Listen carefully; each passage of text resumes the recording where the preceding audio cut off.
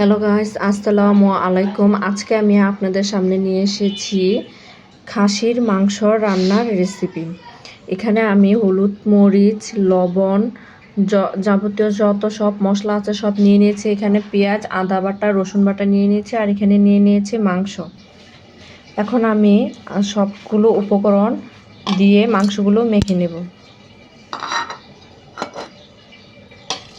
আপনারা পরিমাণ মতন মশলা নেবেন মাংস অনুযায়ী। আমি আমার মাংস অনুযায়ী পরিমাণ মতো সব মশলা নিয়ে নিয়েছি।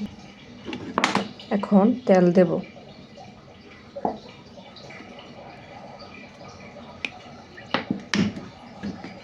এখন আমি এটি ভালো করে মেখে নেব।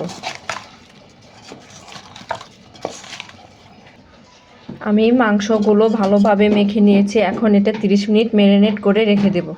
চলে এসেছি 30 মিনিট পর। এখন আমি এটা বসিয়ে নেব। বসিয়ে ভালোভাবে কষিয়ে নেব। আমি মাংসগুলো ভালোভাবে কষিয়ে নিচ্ছি।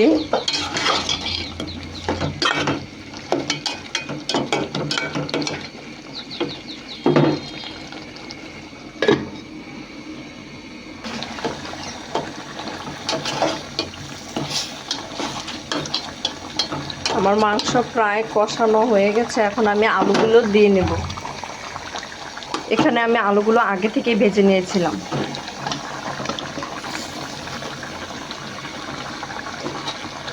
এখন আলুগুলো দিয়ে একটু লাগিয়ে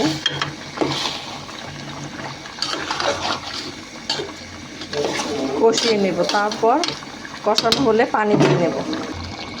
আমার মাংস কষানো প্রায় শেষ। এখন আমি পরিমাণ মতন পানি দিয়ে নেব।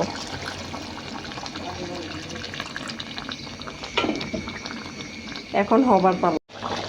দেখতেই পাচ্ছেন আমার খাসির মাংসটা রান্না শেষ। দেখতে কতটা সুন্দর হয়েছে রান্নাটা। এখন আমি মাংসটা নামিয়ে নেব।